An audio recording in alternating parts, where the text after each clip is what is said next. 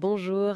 Aujourd'hui, on se penche sur La clé de votre énergie de Natacha Calestrémé.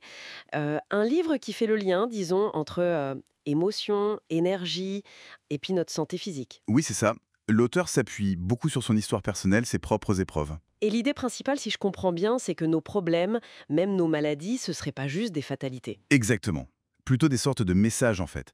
Des messages qu'il faudrait apprendre à décrypter. Pour reprendre le contrôle, en quelque sorte. Voilà, c'est un peu ça le point de départ. Elle raconte son parcours, des soucis d'argent, une double hernie discale assez grave, Oui, paralysante même, je crois. c'est ça. Et comment ça l'a amené à découvrir ce qu'elle appelle des techniques énergétiques qui auraient tout changé pour elle. Intéressant.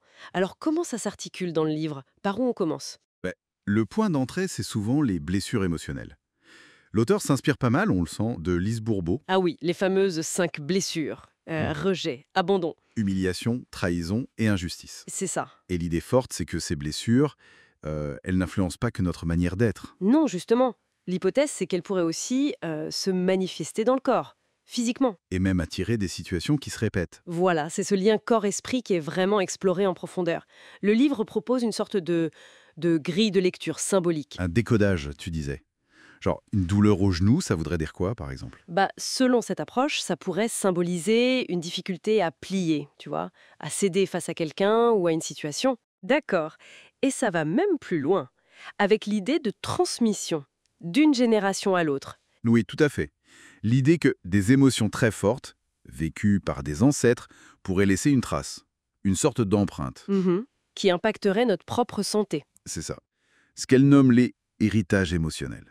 Et d'ailleurs, elle propose des pistes pour s'en défaire. Pour se libérer de fardeaux qui ne sont pas vraiment les nôtres, en gros. Exactement. Mais alors, c'est pas juste une analyse, un diagnostic. Il y a des outils concrets.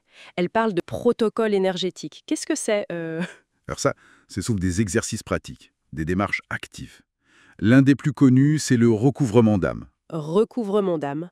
Qu'est-ce que ça implique L'idée, c'est de récupérer des parts de soi, des fragments d'énergie vitale qui auraient été perdus ou dissociés suite à un choc, une relation difficile. Ah oui, d'accord. Pour réparer en quelque sorte les conséquences énergétiques de ces blessures. C'est l'intention, oui. Agir sur le passé, qu'il soit récent ou plus ancien ou même hérité. Et il y a d'autres concepts importants Oui, oui. Elle aborde aussi le travail sur la culpabilité, souvent en lien avec l'enfant intérieur, et puis il y a une grosse insistance sur le pardon. Le pardon. Oui, aux autres ou à soi-même. Les deux, en fait. C'est présenté comme vraiment essentiel pour casser les schémas négatifs et retrouver son énergie. Le livre va même explorer des dimensions, disons, plus intuitives, non? Communiquer avec des guides, l'énergie des lieux. Oui, tout à fait. Apprendre à écouter son intuition, les signaux du corps, se connecter à ce qu'elle appelle le gardien d'un lieu. On sort clairement du cadre psy classique. C'est sûr. L'objectif, c'est d'élargir les ressources qu'on pense avoir à disposition, d'inclure des plans plus subtils, peut-être spirituels. Ce qui est intéressant, c'est cette idée de reprendre un certain pouvoir sur son bien-être. Exactement. Devenir acteur de sa propre guérison, en comprenant et en agissant sur ses différents niveaux, émotionnel, énergétique et même transgénérationnel.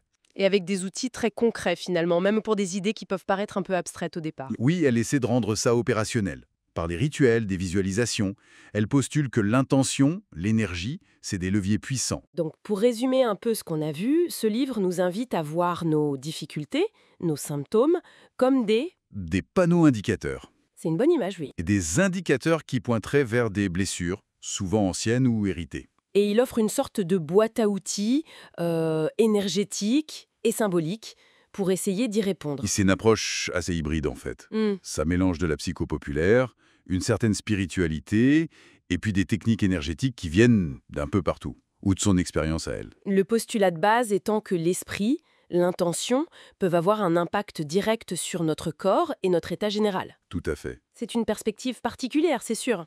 Ça laisse à réfléchir. Et si la façon dont on vit nos émotions face aux défis, c'était vraiment une clé, pas juste pour comprendre d'où on vient, mais pour agir activement sur notre présent, notre vitalité. Une question intéressante pour conclure. De quoi méditer, en effet. Merci et à la prochaine.